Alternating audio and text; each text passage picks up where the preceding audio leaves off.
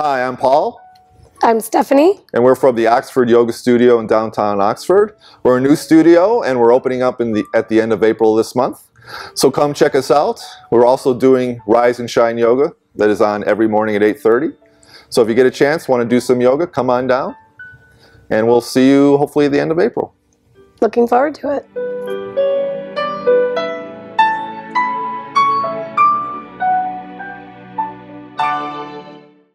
You're watching OCTV, Oxford Community Television, serving Oxford, Addison Township, and the village of Leonard. I'm John Oetjens, and welcome to Schooling Around. We recently had the privilege of speaking with Oxford Superintendent Dr. William Skilling. Dr. Skilling has been with Oxford Schools since 2007.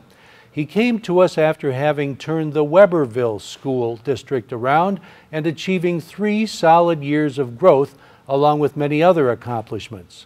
Here at Oxford, he helped launch a K-12 orchestra program in 2008 and a new 5th Core in World Language program requiring all K-10 students to learn a world language. We've also made great strides in the International Baccalaureate program. Other accredited programs we now have include engineering, biomedical, audio media, and an early college program. Dr. Skilling is probably best known for his global initiatives, which include an international high school and here in Oxford, an international residence academy. Besides being our superintendent, Dr. Skilling lectures at Oakland University in the School of Education and Human Resources. We could talk about many things, but today we are dealing with the business of education and how it has become so economically difficult for some districts to find their way. Well, back in '94, under Proposal A, there was 2 main goals behind Proposal A as it pertained to education. There was a private goal too in terms of lowering property taxes and helping businesses and so forth. But in terms of education, there were 2 main goals. One, create competition among schools, because they thought that would improve the quality of schools if we had competition. And 2, take away local control and give it to the states, the state of Michigan in this case. And so how that happens, taking the second one, is prior to Proposal A, 75% of our funding came local. Therefore, there was a lot more local authority over the schools. Under Proposal A, it shifted the funding to the state level, where now 75+% of our funding comes from the state level. Actually, it's more like 80%. So now they have control. As far as competition goes, they also wanted to encourage competition. School of choice became part of Proposal A. And back in those days when I was a high school principal, I advocated against it because what competition will do, contrary to the common wisdom and what seems intuitive, is it actually will create a decay of the public school systems. It will not improve the public school systems. It will actually do the opposite, with particular emphasis in the urban schools. If you look at the urban schools today and compare it to pre-Proposal A, they are a lot worse off academically, financially, and as it relates to safety. And we knew that that was going to happen because those who could afford to move their kids out would do so. Those who could not or didn't care would leave them there. And this is what we have inherited today. The other problem is it's going to create an implosion of public education. Under the current funding system designed by Proposal A, public education cannot continue on as we've known it in the past. So what do I mean by that? During the last recession, Oxford really thrived, more so than any other probably district in the state of Michigan. And the reason we thrived is because we were able to take advantage of the schools around us who were cutting programs. While they were cutting, we added. Because we added, we grew our student population during the recession by 25%. Well, in Michigan, your funding comes from the number of students you have. But in order for me to succeed, somebody else has to fail. And that's exactly what happened during this last recession. We asked Dr. Skilling about the rules for taking in students from other districts and what lay ahead. There are some limitations on that. For instance, school choice, you can go to any district that touches your boundaries or is contiguous to your county. So for example, we have students that come from Lapeer, and that's a different county. But they are contiguous to us. They touch our borders. Beyond that, no, you can't. However, the day's coming where there will be no boundaries for schools. In fact, next year, we're seeing the first example of that in the virtual education realm. With the legislation that passed, 22F, Oxford now can take students from any part of the state in Michigan virtually. And we have been preparing for that, and we're equipped to do so. But most districts are nowhere near where we are in their preparation and will not be able to take advantage of that. So what's going to happen? Again, we're going to benefit from that financially. It's going to help Oxford, but at another school's expense. With the virtual system, can students get all the courses they need for high school and take them virtually? Not only can they get all they need, it's more than that. Oxford Community Schools is the only school in the state of Michigan that allows a student to enter at kindergarten virtually, full-time, and be able to graduate with a high school diploma and an associate's degree. Wow. Now, some districts are less willing to accept older kids in the Schools of Choice program. Do you have any comments on that? Yes, we're one of those. We have restrictions. When we first started Schools of Choice, long before I came here in '95, we had no restrictions. And then as School of Choice became more popular during my tenure here, we found that a lot of these kids who were coming in at the high school level were ill-prepared and were way behind in literacy and numeracy. But when they come in at the high school level, you don't have enough time, and in our case as well, the resources to give these students what they need to catch up because they're so far behind. So a few years ago, we decided to limit School of Choice at the high school level. In other words, students now have to qualify to come to our high school.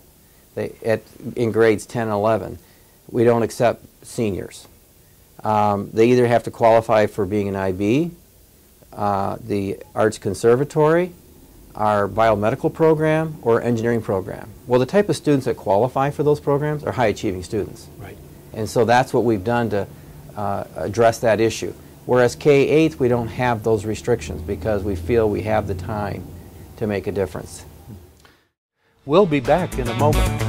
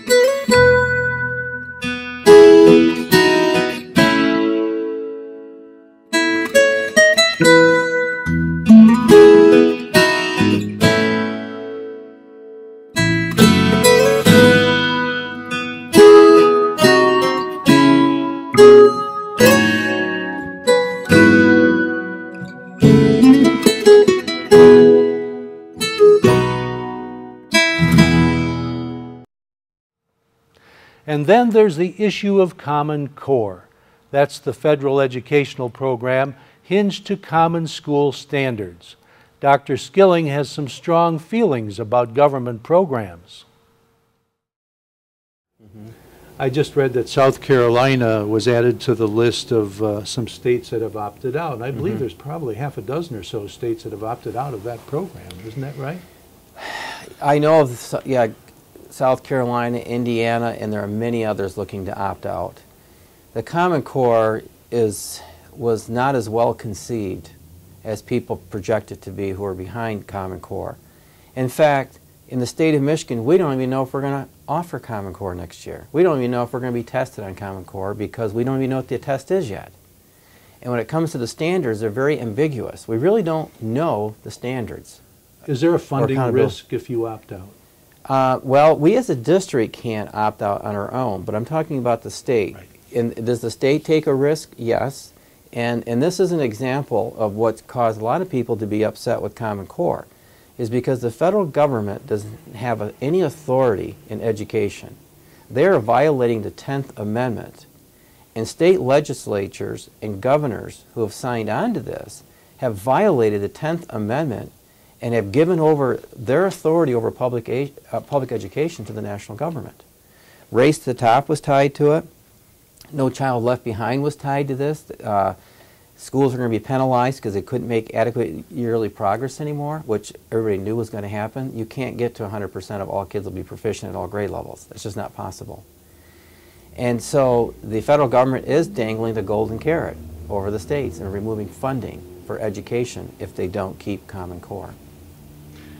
Okay, if you ruled the world, how would you basically have our education system set up? I would go back to the way it was originally intended, local control. Local control is what made America great. I mean, there's many things that made America great. If you think of it this way, your educational system will reflect your political and economic systems. Give you an example. China historically has been a dictatorship politically.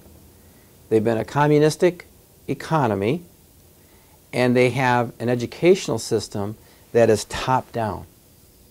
No matter where you go to school, it's the same education, the same outcomes, expectations. And one test determines whether or not you go to college on one given day, and no second chances. So that educational system aligns with its political philosophy and its economic philosophy. However, China is changing dramatically. In other words, they're moving more and more towards capitalism. They knew that they would never develop as a country under communism. That's why they shifted more and more to capitalism, and that's why their economy has become robust. With that is coming an educational change. They are no longer saying it's one test on one day to get into college and universities. They're wanting kids to have electives, which they've never had electives before. Okay, now let's come back to the United States. In 1964, we took our first international test on math and science. And those students in 1964 scored 16th and 17th in the world on that test. And people say, oh, we got a crisis. We're way behind the world. But I say, wait a minute. Are we really? What has been the result of those 60-year-olds today? Because they were fourth graders at the time. The results are that generation has solved more age-old problems, created more innovation, created more freedom in the world than any generation in any civilization in the history of the world. And you can say, well, how could that be? They're 16th and 17th on the international test. Fast forward to today, we have not changed. Yet today we still innovate, we still export over 70% of the world's innovation, we still get over 50% of the world's international patents, and we're only 6% of the world's population. Now let's compare that back to China. China exports less than 1% of the innovation in the world and receives less than 1% of the international patents. And of the less than 1%, the majority are from companies, foreign companies who reside in China. It's not even the Chinese companies themselves. And same thing with the international patents. Well, how could that be? Because they've got the highest test scores on the international test. Well, when you look at, well, what represents China? You have this one small group of kids in Shanghai who scored #1. Well, let's take a look at these kids. These kids come from extremely affluent families in which they spend over $40,000 a year to have them attend the school. And on average, they're spending an additional $30,000 per tutor to prepare these kids. And these are 15-year-old kids we're talking about that take these tests today. And all of a sudden, that represents all of China? I don't think so. And so when you look at these international tests, you're not really getting a representation of the country. And same thing with these other countries. It's not every student's being tested. It's a slither. And we're ranking all these countries based on a slither of students taking this test. And so that doesn't really replicate truly what that country is capable of doing. So your educational system reflects your political system, and it reflects your economic system. So coming back to that, where is our educational system going under Common Core? Well, let's take a look at what's happened under the current administration. We're continuing to lose more freedom. Every time you increase taxes, you lose freedom. You have less and less say over your wealth that you've created. The government has more say. You go to nationalized health care, you're going to have less and less choice now over your health care provider, who your doctor is, and all that sort of thing. The government's going to control that. They're coming after your Second Amendment rights. And so as they continue to restrict us politically, and you have a president who's willing to use his pen and disregard, you know, the balance of power, disregard the Constitution, why would he not also want to take over education through something like Common Core? Mm-hmm. So you can see that Common Core is aligning with the philosophy of our current government and where they're going to having more control over your lives. And I wrote an article on this in EdUp last year called Race to the Bottom. We're marginalizing our economy, we're marginalizing our military, and now we're going to marginalize education with this. And so this is a big concern. Local control is what contributed to the prosperity of America. Give the parents the say. Do they like the student education, that the education their kids are getting?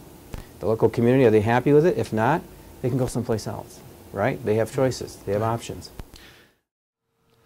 We'll be right back.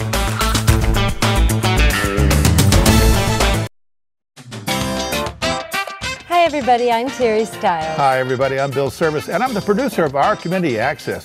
Terry and I started our show 8 years ago to bring our community into your living rooms. Our Community Access is a show born from the rich diversity of our community, and we want to brag about it and the people creating that diversity. Over the year, we've been from fox hunts to beekeeping and right in your own backyard. We welcome new businesses, chamber fashion, senior hobbies, class reunions, and much, much more. We've covered all our celebrations from Leonard Strawberry Festival to our premier Lone Ranger Parade. But there's still more avenues that we plan on going on. So watch our Community Access at 9:30 and 5:30 every day, and you have a great, great week. Dr. Skilling's contract was recently renewed by the Board of Education.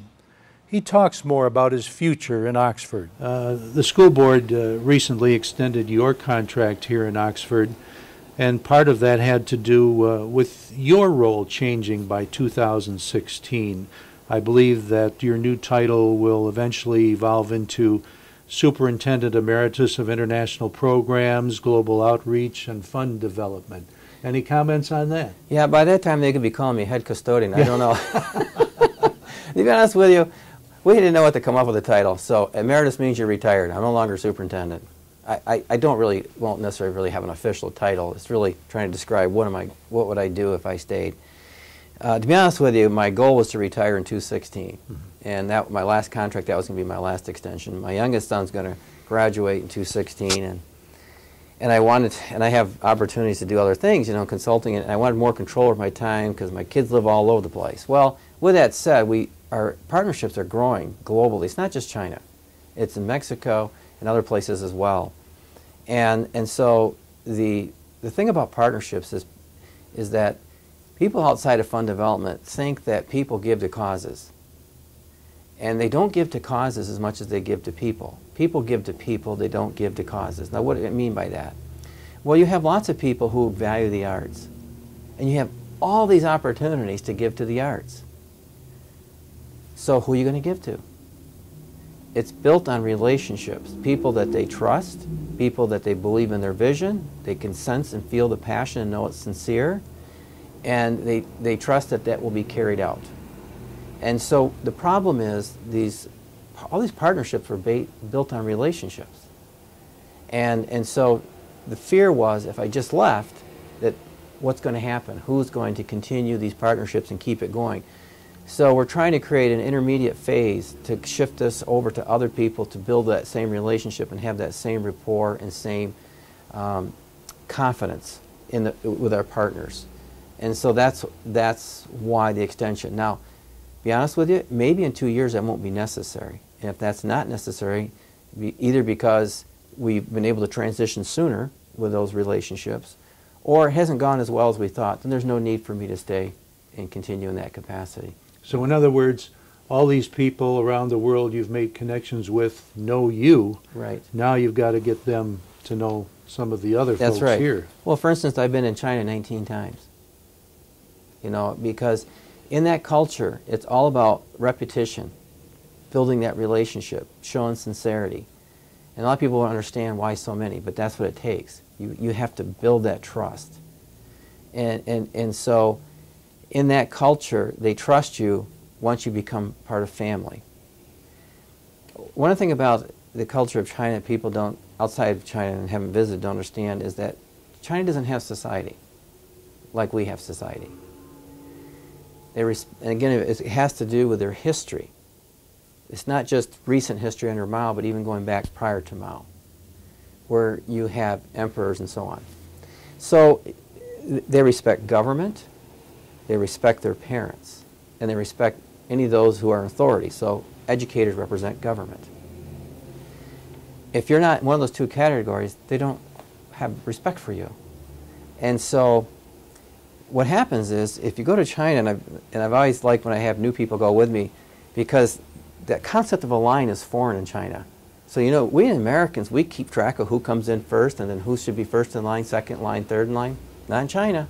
Everybody just, doesn't matter if you waited an hour ahead of time to go there. And the next person just came in, the doors opened up, they're going to run right through you. Why? Well, you're not government, you're not family. Or number three, can you do something for them?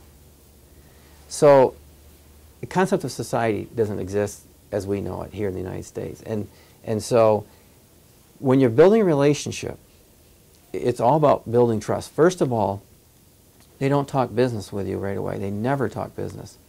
They first want to know if they like you. So it's all social. When you first go to know you're just socializing. And I think of one partnership, I was over there 4 or 5 trips, had dinner, lunches, and this gentleman knew eventually what we needed to talk about, or I wanted to talk about, but he had to find out if he really liked me or not.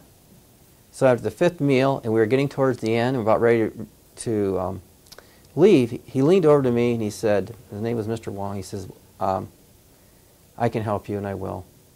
I agree with what you want to do. That was it. Just like that. And now the deal was sealed. No contracts, nothing happened in terms of formal writing it, but what I needed happened. And so then what happens is, once they like you, and now that you're friends, they'll do anything for you. Once you're a friend, and if you're in need, there's a strong cultural requirement that you help a person in need and expect nothing in return, and get nothing in return. And I've seen incidences of that many times. I have my youngest son who has a long-term type situation, medical condition. And a friend of mine wants to bring him to China, all his expense, to get him special help with a Chinese doctor, a way of doing things, okay? That's what I'm talking about. And he wouldn't think of taking a dime. But likewise, it moves on then. Once you become good friends, you can become family symbolically. And then they will refer to you as brother and sister. Once that happens, they'll go to the end of the earth for you. They'll do anything for you. And so a lot of people think, wow, we can't trust the Chinese. It's because they don't understand the culture. If you're coming in there and you're just trying to do business and take advantage of them, they're going to win. Like Donald Trump, you know, hammering on Americans for being taken advantage of by Chinese. That's because we haven't taken the time to understand their culture, learn their language, and develop those friendships, and then eventually a family relationship. Because once you get to that level, it's unbelievable how it just totally changes. And I got more high-level trust with a lot of the Chinese people I work with than I've been able to establish here in America over the years, because of understanding the culture. We moved off track a bit when we started chatting about our robotics team and how the high school grade divisions seemed to disappear among the kids after a very short period of time. Dr. Skilling points out more observations. And the thing is that what that team also does, they mentor the middle school students. And together they mentor the elementary students. So that's also really powerful too, to have that, because kids tend to respond better to their peers or older students than they do adults at times. And it helps the the teenagers, develop more maturity and responsibility to work with young people. But yeah, we do need to dispel the age differences, the cultural differences, gender differences. You see our teams more balanced now between male and female. I think when I came here my first year, there was only one female on the team. You look at our engineering classes now at the high school, 25% are occupied by females. And what's caused that to happen is we created this pre-engineering program, 6th, 7th, and 8th grade, in which every student goes through, and there's 5 classes they go through. Well, so the females are going through it just like the males, and they have no less aptitude or ability to be an engineer than a male, but culturally, it was felt that they had something less than the males, but we know that's not true. Yeah. And so that's being totally dispelled right now. Yeah. And so it's exciting to see that. Our thanks to Dr. William Skilling for letting us drop by. Thanks to Bill Service for manning the camera, to Ryan Myers, our editor, and thanks to you for watching.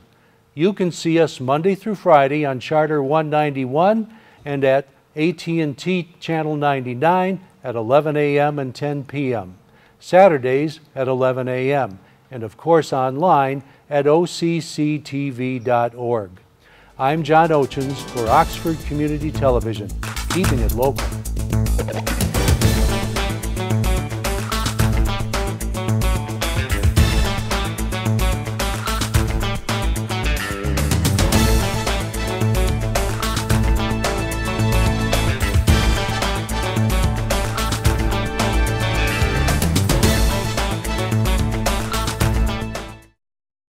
I'm Jim Schwartz, Assistant Superintendent for Curriculum and Instruction at the Oxford Community Schools. And I'm just putting an open invitation out to folks who might be interested in our Young Fives program, our developmental kindergarten program that is going to be opening in each building that we have this fall. This is for any parent who is thinking about kindergarten, but maybe your child is not quite ready for kindergarten and the rigors of kindergarten. Young Fives program would be for you. Having finished a 4-year-old preschool program, this is a nice transition into the rigors of a kindergarten program. Young Fives is a program that is steeped in play, still offering a great preparation for Common Core and the rigors of our national curriculum that starts in kindergarten. If you have a child who's been born in June 1st of 2009 to December 1st of 2009, we certainly welcome you to enroll at our enrollment offices on 10 North Washington, right in downtown. Come on in, bring proof of residency, birth certificate, and we will get you registered. We are looking forward to classrooms being available for students in buildings across the district. Transportation is provided by the school district for this great opportunity. And again, we have an open invitation, and we hope you join us in Oxford Schools.